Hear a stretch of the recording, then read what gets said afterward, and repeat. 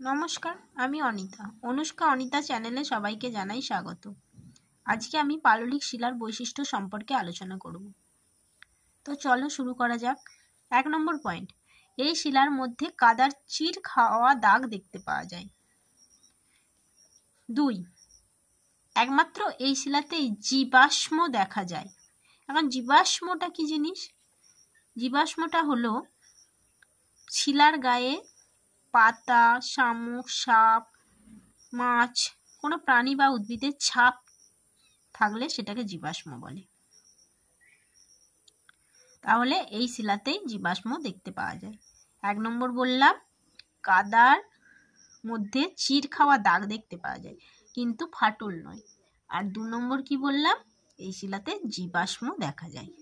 3 নম্বর, এই শিলার মধ্যে সচ্ছিদ্রতা ও ভঙ্গুরতা লক্ষ্য করা যায়, সচ্ছিদ্রতা থাকে। আর 4 নম্বর, এই শিলার প্রবেশ্যতা খুব বেশি। 5 নম্বর, ক্ষয় প্রতিরোধ ক্ষমতা বিভিন্ন রকমের হয়। 6 নম্বর, কয়লা, খনিজ তেল, প্রাকৃতিক গ্যাস সবকিছুর ভাণ্ডার এই শিলাকেই বলা যেতে পারে। 7 নম্বর, এই শিলার চির থাকে কিন্তু ফাটল থাকে না। আর 8 নম্বর, এই শিলাতে কেলাসের গঠন থাকে না। আজকে পাললিক শিলা সম্পর্কে বললাম।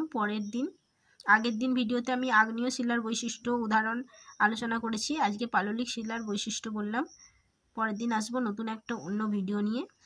তো যদি এই নোটগুলো তুলে নেওয়ার হয় তাহলে সবাই নোটগুলো তুলে নেবে আর লাইক ও কমেন্ট করে জানাবে।